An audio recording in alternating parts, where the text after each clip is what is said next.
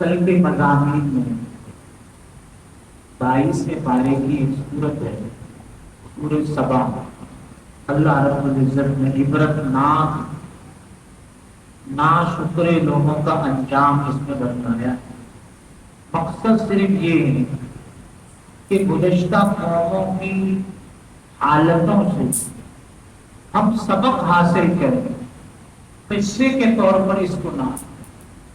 اللہ کا فیصلہ سب کے لیے ایک جیسے، اللہ کی رشتہ داری کسی سے نہیں۔ تو یمن میں ایک ملک تھا، ملک سبا، جہاں کی ملکہ بلقیس مشہور تھی، ان کا کچھ حصے کا حصہ 19ویں پارے میں گزرا ہے۔ اس پر اس کا نام سورۃ سبا رکھا گیا۔ اللہ رب العزت نے 5 سورتیں الحمد سے شروع فرمائی قرآن سے۔ سب سے پہلی تو الحمدللہ رب العالمین پورے پڑھتے ہیں۔ دوسری سورۃ انعام ہے، الحمدللہ الذی خلق السماوات والارض وجعل الظلمات والنور ثم الذین کفروا بربهم یعدلون۔ تیسری سورۃ اللہ رب العزت نے سورہ کہف نازل فرمائی، الحمدللہ الذی انزل علی عبده الکتاب ولم یجعل له عوجا۔ اور چوتھی سورت آپ کے سامنے اس کی تفصیل ہو رہی ہے، الحمدللہ الذی لہ ما فی السماوات وما فی الارض ولہ الحمد فی الآخرۃ وہو الحکیم۔ اور 5ویں سورت اس کے بعد ہے سورہ فاطر، الحمدللہ فاطر السماوات والارض جاعل الملائکۃ رسلا اولی اجنحۃ مثنی وثلاث ورباع یزید فی الخلق ما یشاء ان اللہ علی کل شیء قدیر۔ یہ 5 سورتیں الحمد سے شروع ہوئی ہیں، یہ اس کی فضیلت ہے۔ اللہ رب العزت نے اپنی تعریف سے بتلایا ہے، کیونکہ قرآن کا 1/4 سے زیادہ حصہ ایمانیات پر ہے، توحید پر ہے۔ اللہ رب العزت کی قدرت، اس کے کمالات اور اس کی خدائی کو، اس کے شہنشاہی کو سمجھنا، دل و جان سے قبول کرنا اور یوں یقین کرنا کہ اس دنیا میں اللہ کی مرضی چلتی ہے، کسی اور کی مرضی نہیں۔ یہ ایمان کی یقین کا خلاصہ ہے۔ پھر اللہ رب العزت نے دوسرے رکوع میں داؤد علیہ السلام کے بارے میں بتایا کہ ہم نے داؤد علیہ السلام کو ایسی آواز دی تھی، ایسی سریلی صوت تھی جس کو لحن داؤدی کہتے ہیں، کہ جب آپ تلاوت فرماتے تھے پھر جو جانور ہوتے تھے وہ رونا شروع کرتے تھے، اور جو پرندے ہوتے تھے وہ پروا باندھ لیتے تھے، پہاڑ آپ کی آواز کے ساتھ آواز ملاتے تھے، پہاڑ اللہ کو دباتے تھے جب ضرور کی آپ تلاوت کرتے تھے۔ اللہ رب العزت نے آپ کے ہاتھ میں لوہے کو نرم کر دیا، جیسے اس کی تفصیل پہلے گزری۔ آپ زرے بناتے تھے، فوجی وردی بناتے تھے، فوجی ٹوپی بناتے تھے، اسلحہ بناتے تھے۔ سب سے پہلے اسٹیل مل اس کائنات میں آپ نے قائم کیا۔ پھر آپ کے بیٹے سلیمان علیہ السلام کو بھی اللہ نے بادشاہ عطا فرمائی تھی۔ وہ ایک دن میں 2 مہینے کا سفر کر لیتے تھے۔ کتنا؟ 2 مہینے کا سفر ایک دن میں کر لیتے تھے۔ آپ کے لیے جنات کو تابع کیا، تانبے کو تابع کیا۔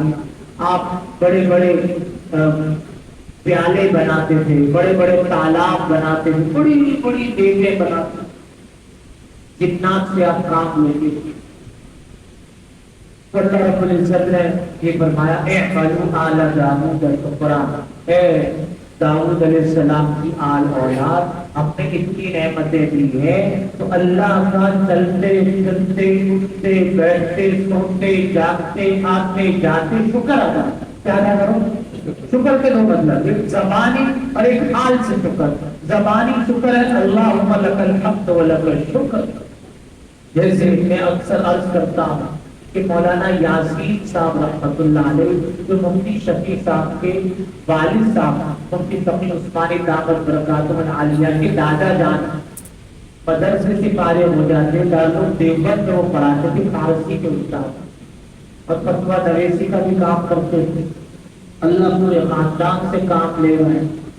تو وہ بیٹھ کے زبان تیز پڑھتے تھے. کبھی کبھی عثمانی دعوت برکات تو ہم سے پوچھا کہ دادا جان آپ کیا پڑھتے رہتے ہیں؟ تو اللہ کا شکر ادا کرتا ہوں. کب پورا دن کا قرآن پڑھاتے ہیں، حدیث پڑھاتے ہیں، فقہ پڑھاتے ہیں، دین کی بات کرتے ہیں تو اللہ کا شکر ہے. تو بیٹے مجھے موقع نہیں ملتا، مجھے رات کو ذرا تنہائی میں ملتا ہے، میں 300 دفعہ اللہم لک الحمد ولک الشکر. مجھے دادا کس پر پڑھتے ہیں کہ اللہ نے مجھے سب پڑھانے کی توفیق دی. میرے بچے اچھے ہیں، میرے پوتے اچھے ہیں، میرے نواسے اچھے ہیں، میرا گھر اچھا ہے، میری صحت اچھی ہے. تو اس پر میں اللہ کا کیا ادا کرتا ہوں؟ مجھے آپ کو کرنا چاہیے ماہانہ یا سالانہ روزانہ شکر ادا کرنا. اور حال کا شکر یہ ہے کہ سر سے لے کے پیر تک میرے پروردگار نے میری کتنی نعمتیں مجھے عطا فرمائی. یہ دل دماغ ٹھیک رکھتا ہے. کتنے لوگ ہیں بیچارے آپ کے ساتھ مات دیتے ہیں تو پاگل ہے، کچھ پتہ نہیں ان کو دین کیا ہے، رات کیا ہے، رمضان کیا عبادت کیا. وہ چلتے رہتے ادھر بیٹھتے، دل دماغ ٹھیک دیا، آنکھیں ٹھیک کی بغیر اپلیکیشن کی. تو ان چیزوں کو ایسا ہی استعمال کرنا جیسے رب ذوالجلال کی منشا چاہت ہے. یہ حال کا شکر ہے. کیا شکر ہے؟ حال کا. پھر سلیمان علیہ السلام کا قصہ بتایا ہے. اللہ پاک نے فرمایا آپ کی تو وفات کا وقت قریب آ گیا ہے. انہوں نے ہم نے تو تعمیر کھول دی اور آپ کو پتہ ہے تعمیر جلدی پوری تھوڑے سے شروع ہوتا ہے پھر وہ چلتا ہی جاتا ہے. شیطان کی آنکھ جیسے بھرنی پڑتی ایسے تعمیر میں پیسہ ایک کے بعد دوسرا کام کرتا. سلیمان علیہ السلام بڑے پریشان ہیں. اللہ پاک نے فرمایا دیکھو موت کا وقت تو مقرر ہے، آپ ایسا کریں شیشے کا ایک کمرہ بنائیں اور اچھی سی لکڑی کا عصا لے لیں اور ٹیپ لگا کے آپ شیشے کے کمرے میں کھڑے ہو جائیں، اچھی طرح مضبوط کھڑے ہو جائیں. اسرائیل علیہ السلام آپ کی روح قبض کر لیں گے اور جنات آپ کو دیکھ دیکھ کے پوری بیت المقدس کو تعمیر کر دیں گے. سبحان اللہ. چنانچہ ایسا ہی ہوتا رہا. ان کی روح قبض ہو گئی، کھڑے کھڑے وفات ہو گئی. تو جنات دیکھ رہے ہیں، نیچے اٹھا رہے ہیں، دیواریں بنا رہے ہیں، چھت بنا رہے ہیں، فرش ڈال رہے ہیں. جناب خوب اچھا کام ہو رہا ہے. جب پوری بیت المقدس کی تعمیر ہو گئی، مسجد تیار ہو گئی تو اس کو دیمک نے کھا لیا. مسجد کو یا لکڑی کو؟ لکڑی کو کھا لیا. جب وہ لکڑی گری تو سلیمان علیہ السلام بھی گرے. تو کہنے لگے اللہ کانوا یعلمون الغیب ما لبثوا بالعذاب المہین. غیب کا علم اگر ہمیں ہوتا تو اتنی تکلیف ہم برسوں کب کے بعد ہوتے ہوتے. پھر اللہ رب العزت نے قوم سبا کا واقعہ بتایا جس پر اس سورت کو رکھا. 13 انبیاء علیہ السلام ان کو تبلیغ کرنے آئے. کتنے؟ 13 انبیاء علیہ السلام. سب نے اپنے اپنے لیے بہت محنت کی. سلیمان علیہ السلام کی جب شادی بلقیس سے ہو گئی تو یہ قوم راہ راست پر آ گئی. جب تک سلیمان علیہ السلام موجود رہے راہ راست پر، اس کے بعد یہ راستے سے ہٹ گئی. اس سے پہلے اللہ رب العزت نے ان کو ایک باغ دیا، ایسا باغ تھا جو دائیں سے بائیں تھا اور سبزہ ہی سبزہ تھا. فضا بہت اچھی تھی، ہوا بہت اچھی تھی، پھل فروٹ سے بھرا ہوا باغ تھا اور ان کا الگ سے سرمایہ بھی تھا. زمینیں الگ، باغات الگ، سرمایہ الگ. مچھر، بچھو، پسو، مکھی، کوئی کیڑا ان کو تنگ نہیں کرتا تھا. بلکہ باہر کا آدمی چوہے لے کر آتا تو جیسے اس کی انٹری ہوتی سبا ملک سبا میں تو وہ ساری چوہے ساری چیزیں خود بخود مر جاتی.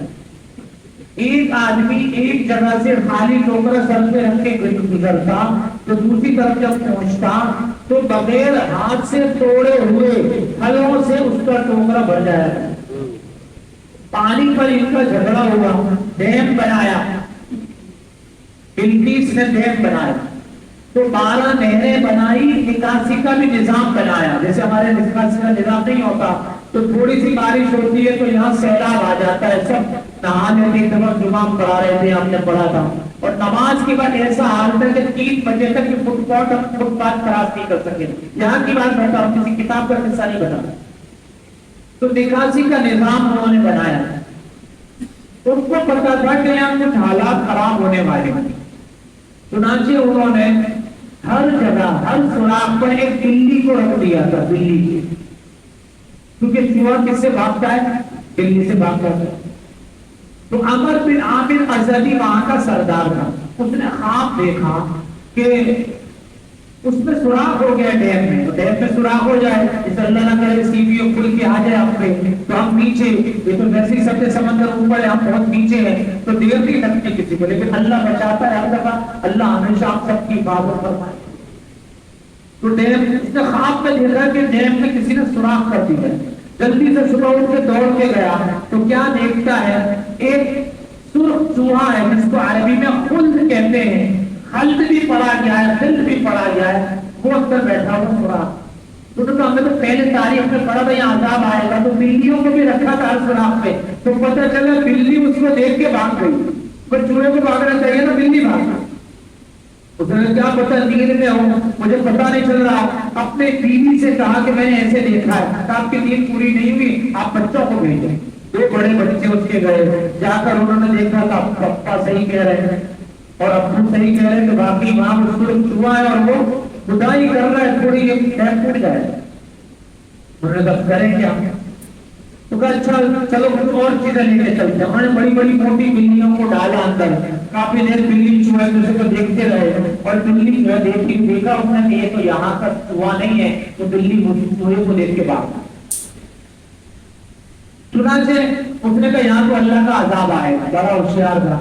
بچوں سے کہا کوئی تدبیر کرو. انہوں نے کہا ابا جی آپ کی ہوتے ہوئے کیا تدبیر کرے؟ کہا ایسا ہے, میں کوئی حکم مجلس میں روز بیٹھتے تھے, لوگ مجھ سے فیصلے کراتے تھے, ہماری گھر یہ پنچایت ہے, یہ مسئلہ ہے.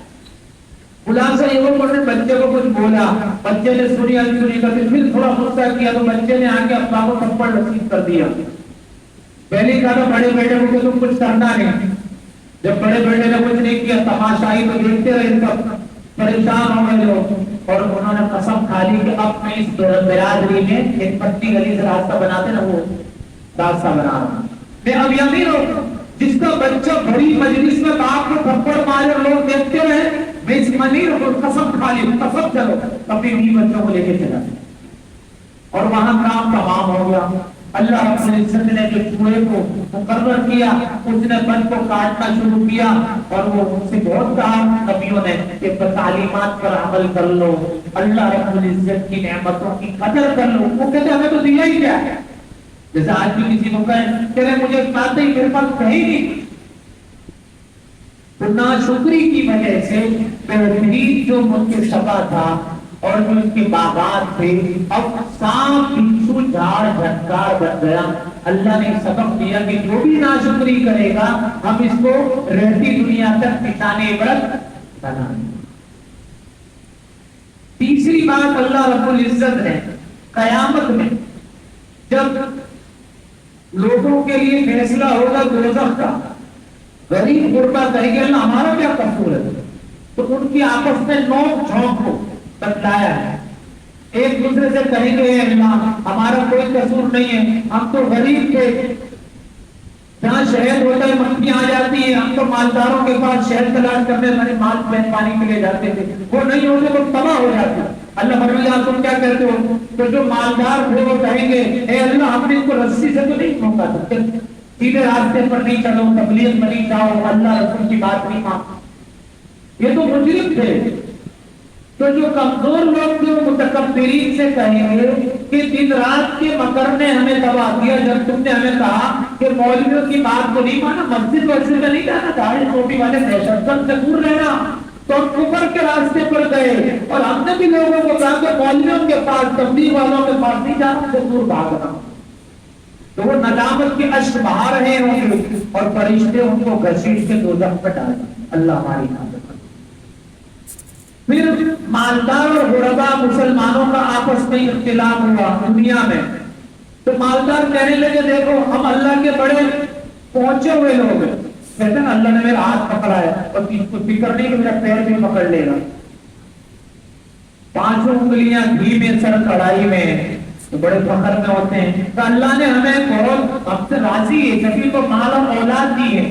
تو اللہ پاک نے اس کا جواب دیا کہ مال اولاد کے بڑھنے یہ کوئی تقرب کی نشانی نہیں ہے, ایمان اور عمل یہ تقرب کی نشانی ہے. پھر اس کے بعد اللہ پاک نے فرمایا دیکھو اور موقع دیتا ہوں, نبی سے کہیں سے کہیے ان تقوموا للہ مثنی و فرادا، تم ایسا کرو دو دو ایک ایک آدمی تنہائی میں بیٹھ جاؤ، تم تتفکروا غور کرو یہ جو تبلیغ کر رہے ہیں جو دعوت دے رہے ہیں کیا اس پر عمل کرنا چاہیے یا چھوڑ دینا چاہیے، اور کیا تمہارے ساتھی کو جنون ہے پاگل ہے جو آپ کو تبلیغ کر رہا ہے۔ حضور علیہ الصلوۃ والسلام کو مجنون کہتے تھے، شاعر کہتے تھے، ساحر کہتے تھے، کاہن کہتے تھے۔ اللہ نے فرمایا دیکھو ایسا آدمی مجنون ہو سکتا ہے۔ پھر اللہ پاک نے فرمایا جب یہ پکڑے جائیں گے تو یہ بھاگ نہیں سکیں گے اور وہاں روتے رہیں گے، لیکن ان کو دوزخ میں ڈال کر ڈالیں گے۔ پھر سورہ فاتر پڑھے گی۔ فاتر کا ترجمہ ہے خالق، پیدا کرنے والا، اور اللہ نے اس کی شروع میں الحمدللہ فاطر السماوات والارض، ساری تعریف اللہ کے لیے جو آسمان اور زمین کو پیدا کرنے والا ہے۔ اللہ رب العزت نے قرآن کریم کی حقانیت کو بدلایا ہے کہ یہ آپ کے پاس اللہ کی طرف سے کلام آیا ہے، آپ کسی دھوکے میں نہیں کرو، شیطان تمہیں دھوکے میں نہ ڈالے، شیطان کو دشمن سمجھو، اس کی بات نہیں مانو۔ سب کہتے شیطان دشمن ہے لیکن اسی کی بات مانتے ہیں۔ وہ اپنی پارٹی کو کہاں لے کر جائے گا؟ دوزخ پہ لے کر جائے گا۔ فرمایا وہ آدمی ذُكِّرَ لَهُ سُوءُ عَمَلِهِ، جو بدعتوں میں گناہوں میں پڑا ہوا ہے، لیکن شیطان کہتا ہے تم بڑا اچھا، فَرَآهُ حَسَنًا، اس کو اچھا کر کے دکھاتا ہے، تو کیا وہ سیدھے راستے پر آ سکتا ہے؟ وہ نہیں، مر جائے گا لیکن وہ بدعت سے توبہ نہیں کرے گا۔ پھر اللہ رب العزت نے فرمایا ہر آدمی عزت کو تلاش کرتا ہے، تو عزت کے خزانے کس کے پاس ہے؟ تو اللہ سے دوستی کرو۔ اور فرمایا جتنے ہم نیک اعمال کرتے ہیں یہ پہاڑوں میں، سرنگوں میں، غاروں میں نہیں جاتی، الیہ یصعد الکلم الطیب والعمل الصالح یرفعہ، اللہ رب العزت کے پاس پاکیزہ کلمات پہنچتے ہیں، نیک اعمال اوپر جاتے ہیں، اور جو بد ہوتے ہیں یا نیک اعمال ٹھیک نہیں ہوتے سنت کے خلاف، تو فرمایا نماز پڑھتا اس کی نماز پڑھتے تک بھی نہیں پہنچتی۔ پھر اللہ رب العزت نے سورۃ یاسین پڑھنے کی توفیق عطا فرمائی۔ آپ علیہ السلام نے فرمایا ان لکل شیء قلبا وقلب القرآن یاسین، یہ اس کی پہلی تفسیر۔ جیسے آدمی کے اندر سب سے بنیاد دل ہے، ایسے قرآن شریف کا دل سورۃ یاسین۔ انسان کا دل ٹھیک ہے، سر سے پیر تک سب ٹھیک ہے، دل خراب ہے تو سب خراب ہے۔ ایسے ہی جو یاسین شریف میں عقیدہ آخرت کو، اپنے ایمان و یقین کو، اپنے عمل کو اور اپنے جذبے کو پاکیزہ نہیں کرے گا تو وہ قرآن کریم کی تعلیمات کو کبھی سمجھ، وہ قرآن سے ہمیشہ بھاگتا ہی رہے گا۔ دوسری روایت میں فرمایا من قرأ سورۃ یاسین فی اول النہار قضی حوائجہ، جو صبح صبح سورۃ یاسین پڑھ لیتا ہے اللہ رب العزت اس کے دن بھر کے سارے کاموں کی ذمہ داری اپنے اوپر لے لیتے ہیں۔ صحابہ فرماتے ہیں ہمارا ایمان تھا جو صبح سورۃ یاسین پڑھ لیتا وہ شام تک خوش و خرم رہتا، شاد رہتا، آباد رہتا۔ جو شام کو پڑھ لیتا اگلی صبح تک اللہ اس کو خوشیاں نصیب کرتا۔ آپ علیہ السلام نے فرمایا کہ جو آدمی سورۃ یاسین پڑھے راستہ گم ہو جائے، سورۃ یاسین شروع کر دے، خود بخود فرشتے کے ذریعے اللہ اس کو منزل مقصود تک کرتا ہے۔ جو آدمی دیکھے کہ گھر والی زچگی میں ہے، ولادت کا وقت قریب ہے، پریشان ہے، بڑا آپریشن ہوگا، سچا بچہ کون بچے گا کون نہیں بچے گا، بچے کو ولادت کے بعد شیشے میں رکھنا پڑے گا، فرمایا وہ سورۃ یاسین دل لگا کر پڑھے، اللہ سچا بچہ دونوں کو آسانی عطا کرے۔ جو جان کنی کے عالم میں ہو اور قومی کی حالت ہو گئی ہو، سورۃ یاسین پڑھے گا تو اللہ پاک اس کا کلمہ پڑھنا اور اس کی روح کا فرق کرنا دونوں میں اللہ آسانی عطا کرے۔ جو گوارے لڑکے لڑکیاں سورۃ یاسین پابندی سے پڑھیں اللہ ان دونوں کو جوڑ کر رشتہ نصیب فرما دے۔ جو لوگ کہتے ہیں ہمارا کنبہ بہت، قبیلہ بہت اور کھانا کم ہے، تو وہ کھانے پر کپڑا برتن کچھ نہ کچھ اس کے اوپر ڈھکنا رکھ لیں اور یاسین شریف پڑھ کے دم کرتے رہیں، نکالتے رہیں، انشاءاللہ سب کا پیٹ بھر جائے گا، کھانا بچ جائے گا۔ تو سورۃ یاسین کے بڑے فضائل ہے، یہ قرآن کریم کا یہ دل ہے۔ فرمایا جو آدمی رات کو سورۃ یاسین پڑھے اور اس کا انتقال ہو جائے، فرشتوں سے اللہ فرماتے ہیں کہ اس کو شہیدوں کا ثواب دے، فرماتے ہیں کہ اس کو شہیدوں کا ثواب دے۔ جو سورت یاسین 24 گھنٹے میں جب بھی پڑھے اللہ فرشتوں سے لکھواتے اس کو 10 قرآن ختم کرنے کا ثواب بتاتا. سورت یاسین ایسی زبردست ہے. اللہ رب العزت نے اس میں آپ صلی اللہ علیہ وسلم میں جیسے طٰہٰ ایک لقب تھا آپ کی صفت تھی، ایسے یاسین بھی آپ کی صفت ہے. قرآن کریم کی تعریف فرمائی اور قسم کھا کر ہمیں انک لمن المرسلین. اللہ رب العزت نے اس میں ایک واقعہ بتایا. شام کا ایک علاقہ ہے انطاکیہ، وہاں 2 نبیوں کو اللہ نے بھیجا. اللہ رب العزت کبھی ایک کو بھیجتے کبھی 2 کو، جیسے بتایا کہ سبا میں 13 نبیوں کو بھیجا، 2 کو بھیجا. قوم بڑی سخت تھی، انہوں نے جھٹلایا. اللہ نے اور نبی کو بھیجا، فَعَزَّزْنَا بِالثَّالِثِ، 3 کی جماعت بن گئی. فَإِنَّ إِلَيْكُمْ مُرْسَلُونَ، ہم دیکھو مرسل اللہ نے بھیجا، خود سے نہیں آئے. کہنے لگے مَا أَنْتُمْ إِلَّا بَشَرٌ مِثْلُنَا، تم تو ہماری طرح انسان ہو. وَمَا أَنزَلَ الرَّحْمَنُ مِنْ شَيْءٍ، رحمان نے کچھ بھی نہیں اتارا. إِنْ أَنْتُمْ إِلَّا تَكْذِبُونَ، تم تو جھوٹ بولتے ہو. نبیوں کو غصہ نہیں آیا، دائی کو غصہ نہیں آتا. قَالُوا رَبُّنَا يَعْلَمُ إِنَّا إِلَيْهِ لَمُرْسَلُونَ، ہمارا پروردگار جانتا ہے، اس نے ہمیں تمہارے اوپر بھیجا ہے. وَمَا عَلَيْنَا إِلَّا الْبَلَاغُ الْمُبِينُ، ہمارا کام تو کیا ہے بھائی، پہنچا دو. تو کہنے لگے جب سے آپ ہماری انطاکیہ میں آئے ہیں نا تَطَيَّرْنَا بِكُمْ، تو نحوست آ گئی ہے. اگر آپ نے تبلیغ بند نہیں کی اور ہمیں بار بار دعوت دینا چھوڑا نہیں تو ہم آپ کو پتھر مار مار کے سنسار کر دیں گے. نبیوں نے کہا دیکھو یہ نحوست تمہارے گناہوں کی وجہ سے ایک ساتھ پوری نحوست ہے. اگر تم نصیحت پکڑ لو بہت اچھا ہوگا، تم حد سے زیادہ تجاوز کرتے. ابھی بات چل رہی قوم موجود ہے تو ایک کارپینٹر تھا، بڑا ہی جس کو کہتے ہیں جو کیا بناتا ہے، فرنیچر بناتا ہے، الماریاں بناتا ہے. کوئی حیثیت نہیں ہے اس کی، کوئی جانتا بھی نہیں، وہ دوڑا ہوا ہے. یہ سورت بتا رہی ہے کہ تبلیغ والوں کا ساتھ دینا بلکہ اس کا رفیق بننا، نہ کہ فریق بننا. یہ تو فلاں میں نہیں آتا، یہ تو جڑتا نہیں ہے، یہ تو خصوصی گشت میں نہیں آتا، یہ تو شب جمعہ میں نہیں ہوتا، یہ تو جماعتوں کی نصرت نہیں کرتا، یہ تو سال کا چلہ نہیں لگاتا، مہینے کا سیروزہ نہیں دیتا. نہیں، یہ تو مشورے میں ہوتا ہی نہیں.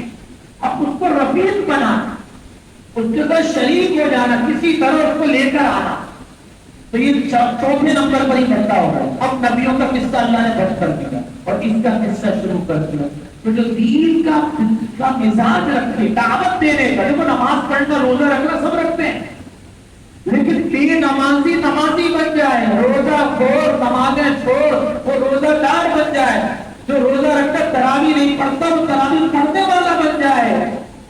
تو میرے دوستو یہ مزاج ہے، اس کی اللہ نے تعریف کی.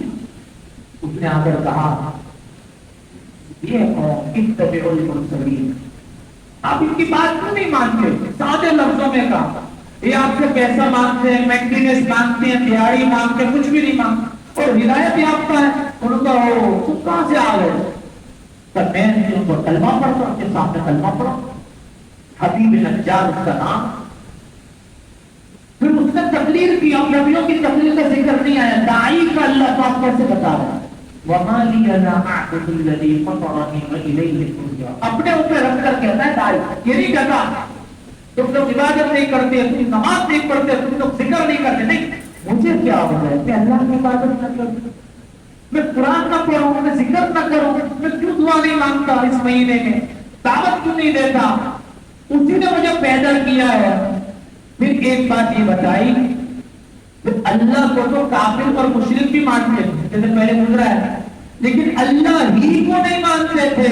تو اس نے شرک کی جڑ کاٹ دی. تو اللہ کے سوا کوئی سفارش کرنے والا، کوئی تکلیف دور کرنے والا نہیں. اگر میں اللہ کو چھوڑ کے اوروں کو پکاروں گا، ان سے دعا کروں گا، ان سے مدد مانگوں گا، ان کے نام پہ دعائی دوں گا، ان کے نام پہ نذرانے دوں گا، تو پھر میں مشرک اور گمراہ ہو جاؤں گا.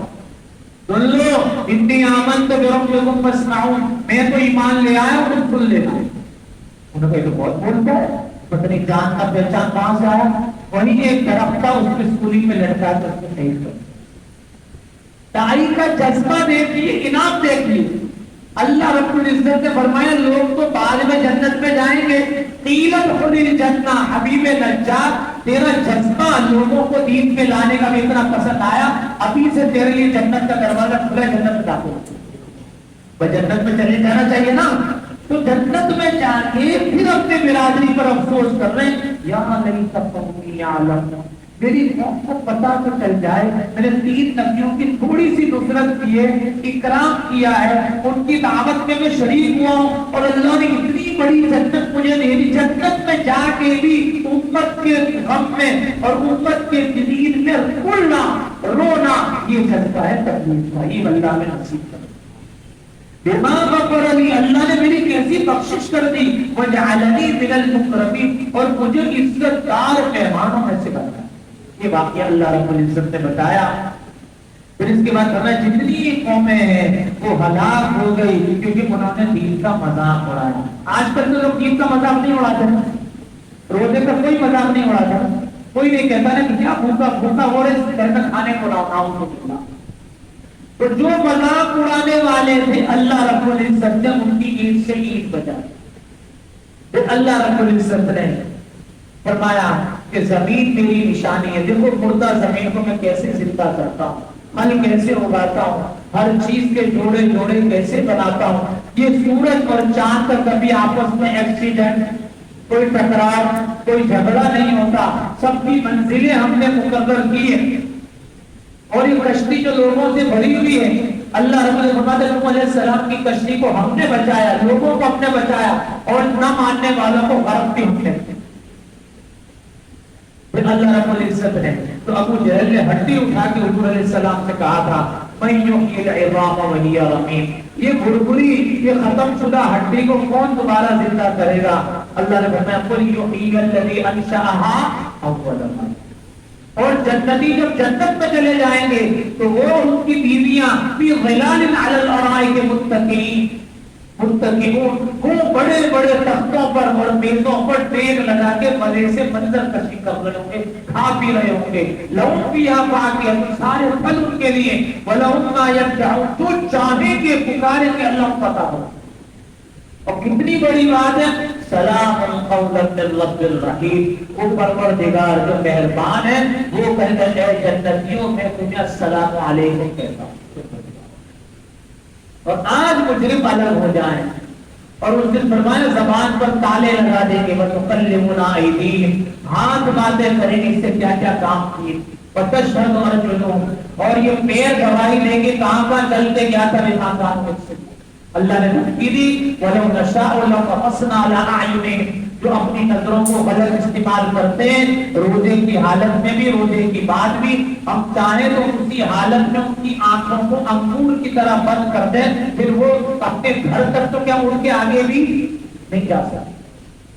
ایک اور دھمکی دی وَلَوْ نَشَاءُ لَمَسَخْنَاهُمْ عَلَىٰ مَكَانَتِهِمْ، جس جگہ بیٹھ کر ہماری نافرمانی کر رہے ہیں، مسلسل دیکھ رہے ہیں، کانوں سے سن رہے ہیں، مزے لے رہے ہیں، ہم چاہیں تو وہی ان کی صورتوں کو جانوروں کی طرح پسند کرتے ہیں.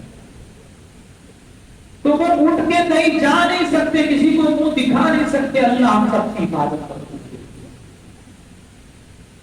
پھر اللہ رب العزت نے سورہ صافات پڑھنے کی توفیق عطا فرمائی.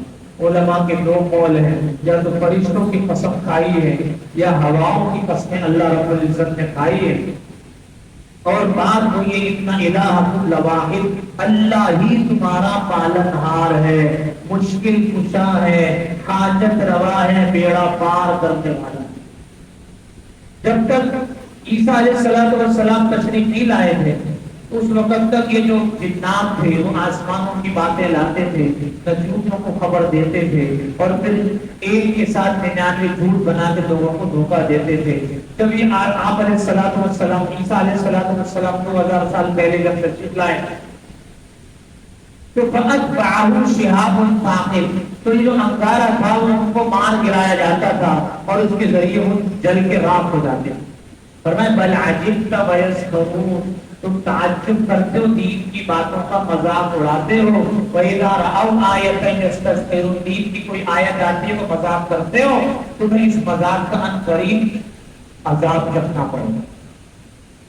پھر فرمایا کہ جب دوزخی دوزخ میں چلے جائیں، جنتی جنت میں چلا جائے گا.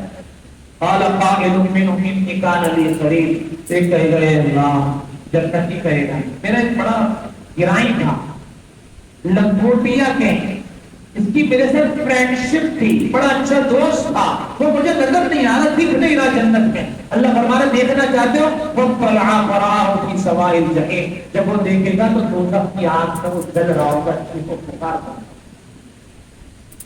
کہے گا ہو تو دوست جانتے ہو؟ اس نے کہا میں جانتا ہوں.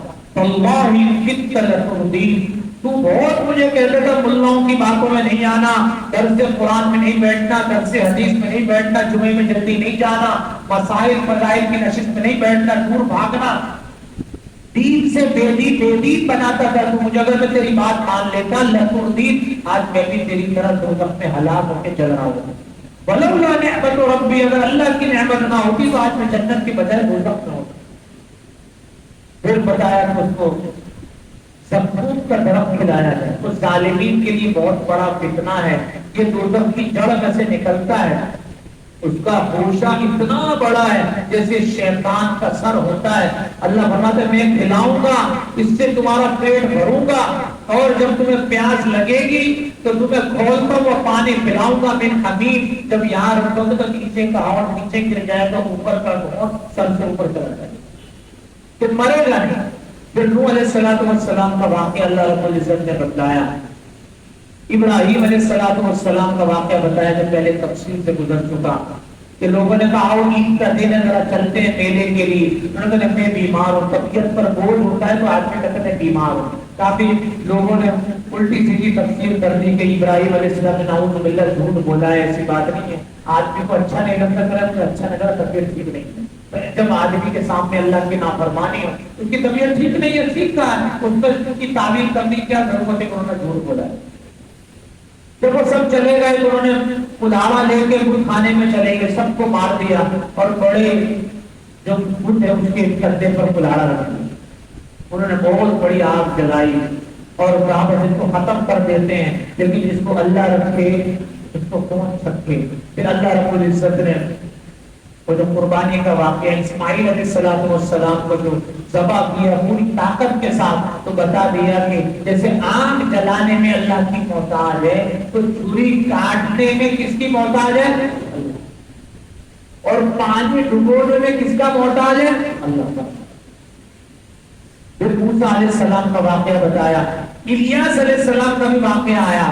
الیاس علیہ السلام ایسی جگہ گئے جہاں لوگ بالا بکا نامی بت کی پوجا کرتے تھے. ان کے بعد حضرت یسع جو ان کے بھانجے تھے اللہ نے ان کو بھیجا. پھر اس کے بعد ان کے خلیفہ تھے ذوالکفل، اللہ نے ان کو بھیجا. تینوں کا ذکر اس میں آیا ہے. پھر اللہ رب العزت نے سورہ صاد پڑھنے کی توفیق عطا فرمائی. کافر اتنے غصے ہو جاتے جب توحید کی بات کرتے تھے، وہ کہتے تھے اجعل الالہۃ الہا واحدا، 360 نہیں ایک ہے، ان ھذا لشیء عجاب، یہ تو بڑی عجیب بات ہے. وانطلق الملأ منهم، وہ کہتے چلو چلو یہاں سے، ان امشوا واصبروا آلہتکم، ان کی بات نہیں سننا، ان کا بیان نہیں سننا، بھاگنا یہاں سے اور اپنے بتوں کے اوپر جمے رہنا، اسی پہ مرنا. اب کیا آپ تو ڈوبے ہیں صنم، تم کو بھی ڈوبیں گے کر کے سب کو غرق کر دیا. پھر اللہ رب العزت نے داؤد علیہ السلام کا ذکر فرمایا، ان کی طاقت، ان کی حکومت، ان کی بادشاہت کو بتایا. ایک دفعہ کہنے لگے اللہ میرا گھرانہ کتنا زبردست ہے، 24 گھنٹے میرے گھر میں کوئی نہ کوئی آپ کی عبادت پہ لگا رہتا ہے. اللہ نے فرمایا داؤد یہ میری توفیق ہے، میری توفیق کے بغیر کوئی کچھ کر نہیں سکتا. بس ان کی عبادت کا وقت تھا، محراب کو کراس کر کے 2 آدمی آ گئے. انہوں نے کہا تھا ہر وقت کی عبادت کرتا ہے، آدھا گھنٹہ 2 گھنٹے اس کا فیصلہ کرتے رہے. ایک کی 199 بکریاں، ایک کی 1 بکریاں. عجیب سا فیصلہ ہوا. پھر سلیمان علیہ السلام نے فرمایا کہ یہ کیا آپ نے سارا اس کو دے دیا، وہ جس کی بکریاں ہیں وہ کیا کرے گا؟ فرمایا ایسا کرتے ہیں کہ جس کی بکریاں ہیں وہ کھیتی باڑی میں محنت کر لے اور جس کا کھیت خراب ہوا بکریاں سنبھال لے، جب اس کا کھیت صحیح ہو جائے گا تو بکری والوں کو بکری دے دینا، کھیت والے کو کھیت دے دیجیے گا۔ داؤد علیہ السلام سمجھ گئے، سجدے میں چلے گئے۔ ہم نے بھی کیا کیا بھائی؟ سجدہ۔ اللہ نے فرمایا ہم نے آپ کو زمین میں خلیفہ بنایا، آپ فیصلہ کیجئے، لوگوں کی خواہش کے مطابق فیصلہ نہیں کرنا۔ پھر سلیمان علیہ السلام نے دعا کی، اللہ مجھے معاف فرما دے۔ سلیمان علیہ السلام ایک دفعہ عصر کی نماز سے رہ گئے، جماعت چلی گئی، سورج غروب ہو گیا، وہ آپ اپنے گھوڑوں کو دیکھتے رہے، بڑے خوش ہو گئے۔ پھر دیکھا یہ غروب ہو گیا، نماز قضا ہو گئی، تو آپ نے سب گھوڑوں کو قتل کر دیا، ختم کر دیا، تو میں اس کی وجہ سے میری خراب ہو گئی نماز۔ پھر ایک دفعہ کہنے لگے سلیمان علیہ السلام کہ میں 100 بیویوں کے پاس جاؤں گا اور 100 مجاہد پیدا ہوں گے، لیکن انشاءاللہ نہیں کہا تھا۔ تو سب کچھ ہوا، لیکن لوتھڑے کے سوا ایک میں، باقی 99 سے کچھ نہیں ہوا۔ اللہ فرمانے جب تک مجھے ساتھ نہیں دو گے کسی کا کوئی کام کر نہیں سکتا۔ سورہ صاد کے آخر میں اللہ رب العزت نے ابلیس کا کلام نقل کیا۔ ابلیس نے کہا اللہ مجھے موقع دے دیجیے قیامت تک۔ اللہ نے فرمایا جا تجھے ڈھیل ہے۔ اس نے کہا بس ٹھیک ہے، میں قسم کھاتا ہوں میں تیری ساری امت کو گمراہ کروں گا پورا کا پورا، تیری عزت کی قسم۔ جو مخلص بندے ہوں گے ان کو نہیں کچھ نہیں کر سکتا۔ اللہ پاک نے فرمایا جو تیری ہاں میں ہاں ملائے گا لَأَمْلَأَنَّ جَهَنَّمَ مِنْكَ وَمِمَّنْ تَبِعَكَ مِنْهُمْ أَجْمَعِينَ، تجھ سے اور ان سے پوری دوزخ کو بھر دے۔ اللہ رب العزت ہمیں رمضان المبارک میں اپنی نمازوں، روزوں، اعتکاف، تراویح سب کی فکر کرنے، اور جو لوگ ان اعمال سے دور ہیں اپنے گھر میں اپنی مستورات اور بچوں کی سب کی فکر کرنے کی توفیق عطا فرمائے۔ الحمدللہ رب العالمین والصلاة والسلام علی خاتم الانبیاء والمرسلین وعلی آلہ واصحابہ اجمعین۔ یا اللہ ہم سب کی خطاؤں سے درگزر فرما۔ یا اللہ یہ مغفرت کا عشرہ ہے، ابھی رخصت ہونے کے قریب ہے، اے اللہ ہمارے بڑوں کی، چھوٹوں کی، بھائیوں کی، بہنوں کی، بچوں کی، دنیال کی، دردیال کی، تمام مسلمانوں کی کامل مغفرت۔ محمد سراج الدین غلام فخر الدین اور فخر النساء زوج محمد سراج الدین یہ سب مرحومین مرحومات کی بال بال مغفرت فرما۔ اللہ کی قبر کو جنت الفردوس کا باغ بنا، اعلیٰ علیین میں جگہ نصیب فرما۔ اے اللہ ہمارے فلسطینی مسلمانوں کی بھرپور مدد فرما۔ اے اللہ ان کو بھی رمضان المبارک کی بہار امن والی نصیب فرما۔ اے اللہ کے کھانے پینے کا انتظام فرما۔ اے اللہ ان کا تعاون کرنے کی توفیق عطا فرما، اور ہم ان کے ساتھ جہاد میں شریک نہ ہو سکے جرم عظیم کو اللہ معاف فرما۔ اے اللہ ان کے لیے خوب دعائیں کرنے کی توفیق عطا فرما۔ غیبی خزانوں سے فرشتوں کا دخول فرما۔ نصر من اللہ وفتح قریب وبشر المؤمنین۔